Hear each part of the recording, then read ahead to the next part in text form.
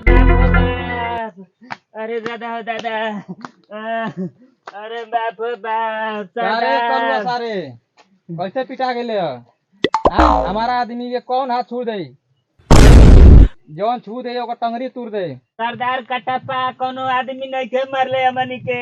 तो कौन हाथी से टकरेला सका ना सरदार, कोनो कोनो हाथी से ना टकराइल बानी जा। का कोनो बुलडोजर टकरा कैला ना सरदार, कोनो बुलडोजर से ना टकराइनी है जा हमनी को। पहले चिमनी पर गइलानी है, दबा के दारू पियनी है जा हमनी को। का कोनो खाई में ढल गेला सका ना सरदार, कोनो खाई में ना ढहनी है जा। तो कोनो कुत्ता कटला सका ना सरदार, कोनो कुत्ता ना कटलस। ना सरदार, पहले बात सुनल जाला, बकचोद नियर ना बक बक कइल जाला, आ कुत्ता जैसे ना बीच में भोकल जाला, ना तो छोड़ के चल जाई, खइला बिना मर जइबो। अच्छा तो कलुआ पूरा बात बताओ तो के हम बाद में बताए।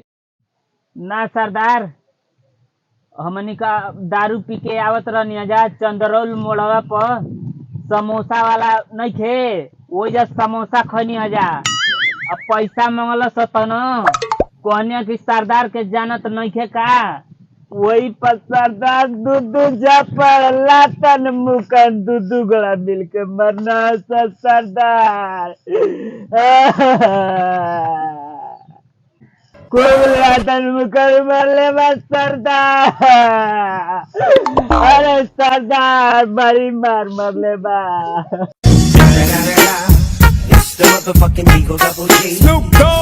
सरदार बड़ी मार मरले बा। इतने ना सरदार, तोहार नामवा सुन के कहता कि कटपवा किए तो हमार 2000 रुपया यही उधार बा, खाली चाय समोसा को।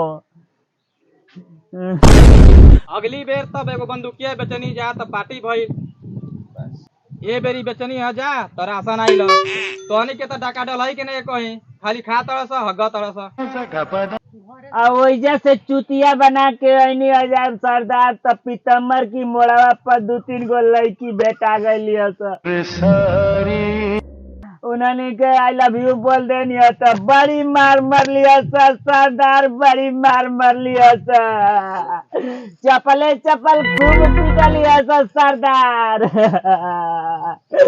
अरे मारे दादा दुखाता हो दादा, अरे बाप। कारे पिटावत मजो चाहिए, हथो तोड़ले बड़ा सा मुंह फोड़ले बड़ा सा, जा जैसन करबस वैसन पैबस। अगर आपको ये वीडियो अच्छा लगा तो सब्सक्राइब करें, लाइक करें, शेयर करें और दूसरे को भी भेजें और फॉलो करें।